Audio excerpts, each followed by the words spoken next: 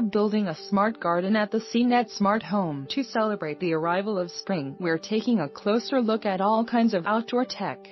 We already dove into the state of the smart garden, and as the weather warms up, we'll be using smart garden tech to grow tomatoes, bell peppers, lettuce, jalapeños, and the infamously spicy Carolina Reapers. Here's what we set up and how you can use tech to assist you in your own smart garden, in addition to actually building our garden bed from scratch.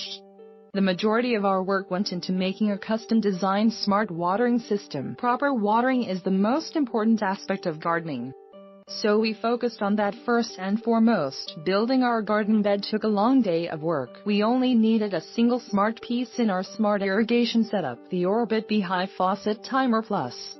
The faucet timer is one of the few options out there for adding smarts to an ordinary garden hose. The rest, like Rachio, Green IQ, and Rainbird, replace the controller for your in-ground sprinkler system. The Beehive Faucet Timer connects to an ordinary outdoor faucet, so it's an easier starting point for most. The plus part of the name refers to the hub packaged with it. Without the hub, you can only control it with your phone when you're in Bluetooth range. We plugged the hub into an outlet on an interior wall on the other side of the faucet. The hub connects the faucet timer to Wi-Fi, allowing control via the app from anywhere. The faucet timer installed outside the smart home. Beehive's faucet timer allowed me to set up schedules with the app. It also watches the weather and can create schedules on its own. Since the app was designed for sprinkler zones in a yard, it's not perfect for a vegetable garden. You can only customize schedules for different types of grass as opposed to tomatoes and peppers. Still, it's easy to use. Check back later in the week for the full review of the Beehive Faucet Timer with Beehive in place.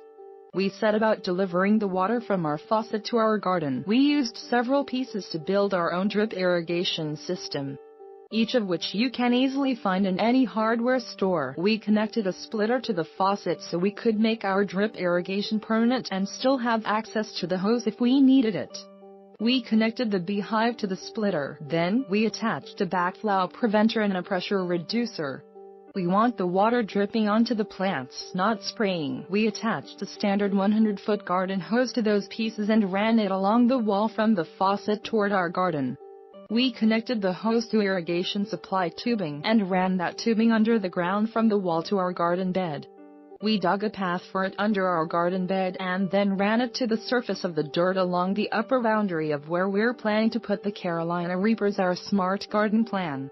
Lettuce is green, jalapeños are blue, tomatoes are orange, bell peppers are yellow, Carolina Reapers are red. We poked 4 small holes into this last stretch of supply hose and attached 4 lines of emitter tubing to the holes.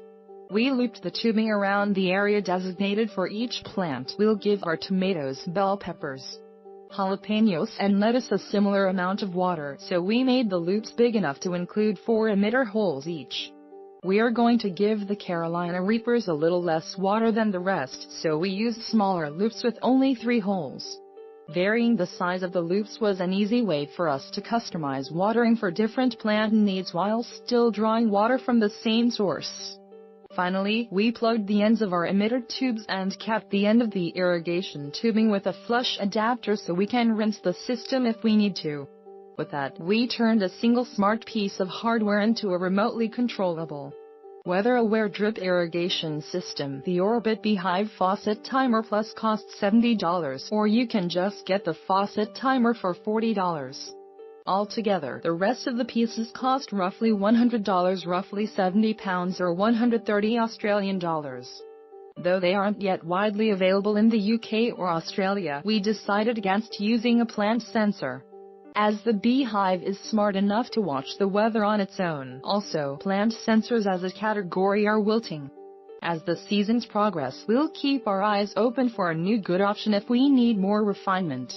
If you want your system to be even more tied into the weather, check back later in the week for a deeper dive into smart weather monitors other than smart watering. CNET's Megan Wallerton has a walkthrough for setting up a smart outdoor cam. She used the Netgear Arlo Go, a smart outdoor cam that can allow you to watch for pests. If a smart cam detects motion, it could sound an alarm or flash outdoor lights. An upcoming product called Garden Space will soon be able to take care of both watering and pest control. It can spray specific spots in a garden plot and watch for motion and startle pests by dousing them with water. For now, you'll need to take care of watering and pest control separately. Fortunately, you can do both relatively easily. We'll keep you updated on how our smart garden is doing thus far.